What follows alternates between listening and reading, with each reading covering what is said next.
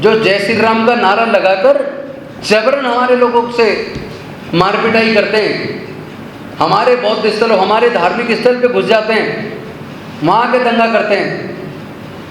और वो जो मूर्ति का विरोध कर रहे थे ग्वालियर में, वो भी जय श्री राम का नारा लगा रहे थे। पहचान लो इन सब आतंकवादियों को, ये आतंकवादी हैं। क्योंकि गांव देहात का आदमी राम राम करता है, जय सिया राम करता है, लेकिन जो जय श्री राम करता है वो एक आतंक का पर्याय बन गया। ये सब डराने के लिए, किसी की मुस्लिम की दाढ़ी पकड़ के, टोपी पकड़ के उसको ज़बरदस्ती करवाना, किसी को जय भीम कर रहा तो उसको ज़बरदस्ती मारपीट करके जय श्री राम करवाना, तो ये तो आतंकित करने वाली कार्रवाई हुई। तो ऐसे गुंडों को भी पहचानना पड़ेगा। आप ज़बरदस्ती करवाओगे क्या? अरे तुम जिसको मानते हो तुम मानो, तुम्हारी अपनी प्रेरोगेटिव है, तुम्हारा अधिकार है जिसको मानते हो तुम जय श्री राम करो, कुछ और करो, वो तुम्हारी मर्जी है, पर हमारे ऊपर क्यों थोप रहे हो भाई?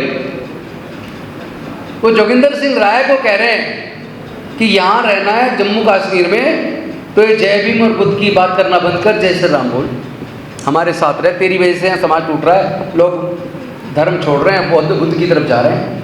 अरे तुम अपना संभालो ना, फिर क्यों जा रहे हैं लोग? अपनी कमजोरियां ढूंढो। कौन से ऐसे कारण है जिससे आपके धर्म को मानने वाले लोग बिना किसी दबाव के, बिना किसी लालच के आपको छोड़ के जा रहे हैं? कोई तो कारण होगा ना। तो अपनी गलती सुधारो, अपने अंदर फैली विषमता को दूर करो, अन्याय को दूर करो। आप उन्हें हिंदू भी कहोगे और घोड़ी पे बारात निकालने पे मारोगे भी। आप उन्हें हिंदू भी कहोगे और गड़े छू लेने पर उनकी हत्या कर दोगे। आप उन्हें हिंदू भी कहोगे और मंदिर में प्रवेश करने पर उनके साथ मारपिटाई करोगे, मूर्ति छू लेने पर उनकी हत्या कर दोगे। ऐसे लोगों का सबका तोड़ निकालना है, हमें एकजुटता लानी है, लेकिन साथ में सत्ता को आप तब मानिए, सत्ता आपके हाथ में, जब आपके हाथ में प्राकृतिक संसाधनों में बराबर हिस्सेदारी हो जाए, देश के व्यापार में बराबर हिस्सेदारी हो जाए, और तीनों जगह जुडिशरी, एग्जीक्यूटिव, लेजिस्लेचर में तो बाबा साहब दे गए, तो वहाँ तो आपका रिप्रेजेंटेशन है। क्या इंडस्ट्री में, ट्रेड में है? क्या नेचुरल रिसोर्सेज में है? क्या टॉप हायर जुडिशरी, जो सुपीरियर जुडिशरी है, सुप्रीम कोर्ट, हाई कोर्ट, उसमें है? टॉप ब्यूरोक्रेसी में है क्या? आपके पूरे 81 सेक्रेटरी में 3-4 होंगे मुश्किल से, SC ST OBC सारे जोड़ दो तो 81 में से मेरे ख्याल ज़्यादा से ज़्यादा 7 होंगे। 7 आदमी क्या, और 84 आदमी एक तरफ, कहाँ चलेगी आपकी? तो वहाँ आपको हिस्सेदारी चाहिए। जब हर क्षेत्र में आपकी हिस्सेदारी बराबर होगी, तब आप मुकाबला करने में सक्षम होंगे। लड़ाई लाठी गोली की नहीं है, जो आजकल हमारे बहुत से युवा कहते हैं ना, हम खून का बदला खून से लेंगे, गोली का बदला गोली से लेंगे। अरे भाई मैं पूछ रहा हूँ, गोली है तुम्हारे पास? बेकार क्यों झूठ बोलते हो? आपके पास गोली नहीं है। और वैसे भी लड़ाई विचारधारा की है, लाठी गोली की है ही नहीं।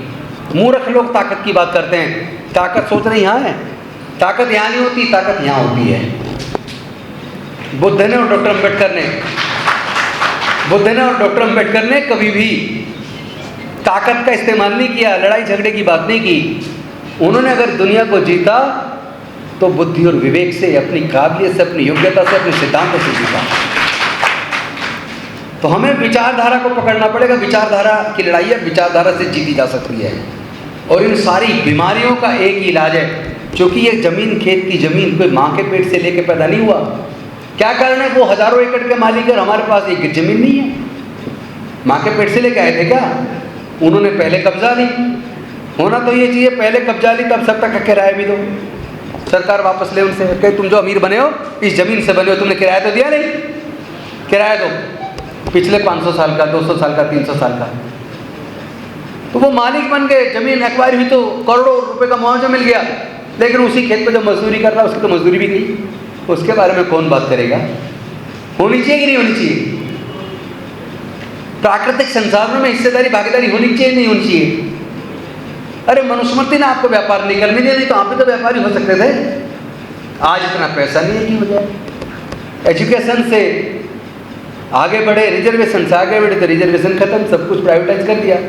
शिक्षा को इतना महंगा कर दिया, आपकी शिक्षा दी गई, तो आपके आगे बढ़ने के रास्ते धीरे धीरे बंद हो रहे हैं। चैलेंजेस बहुत बड़े हैं।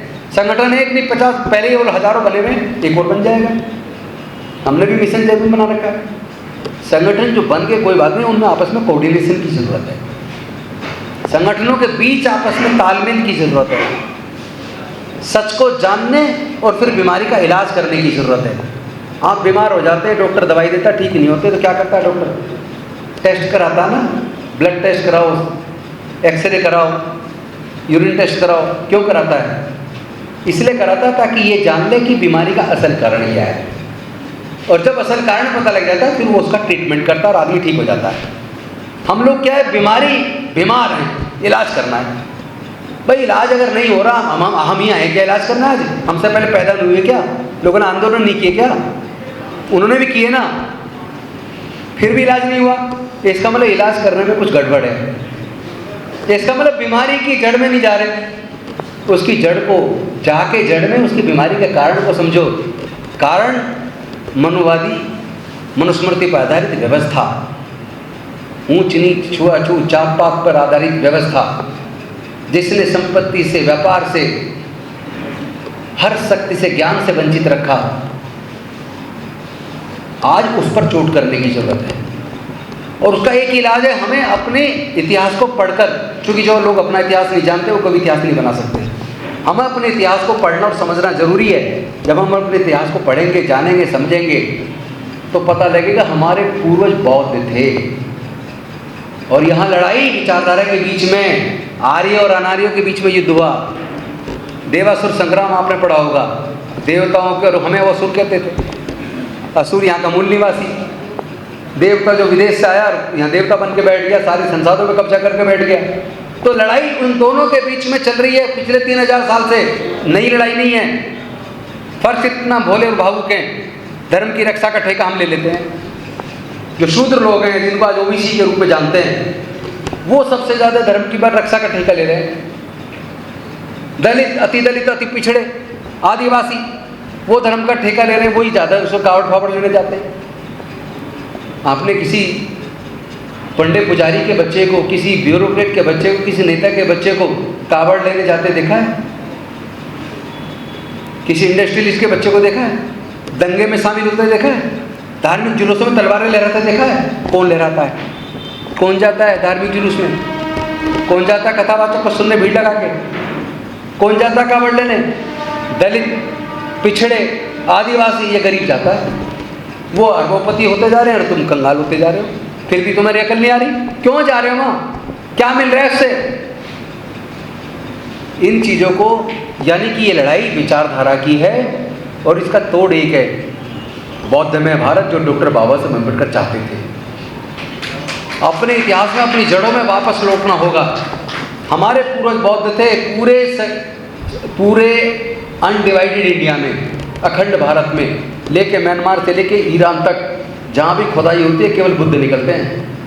अरे आपको तो गर्व होना चाहिए, आपका सीना फक्र से चौड़ा हो जाना चाहिए कि हमारे पूर्वज बौद्ध थे, और पूरे ईरान तक जहाँ भी खुदाई होती है बुद्ध निकलते हैं, हमारे पूर्वजों के अवशेष निकलते हैं। इसका मतलब इतिहास हमारा गौरवशाली इतिहास रहा है।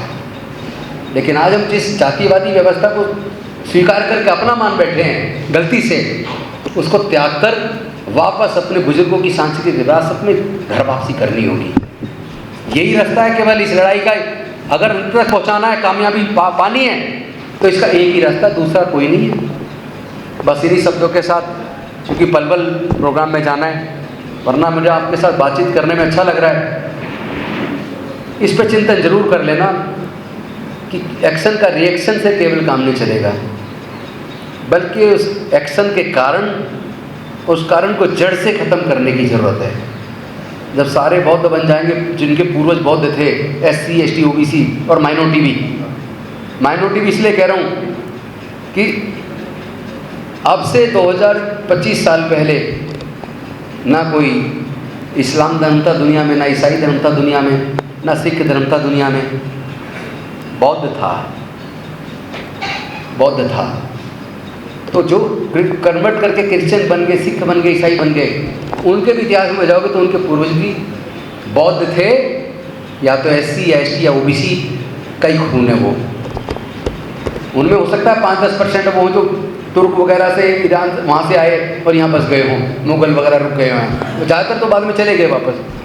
लेकिन बाकी जो तो कन्वर्ट होकर बने वो तो हमारी समाज के लोग हैं।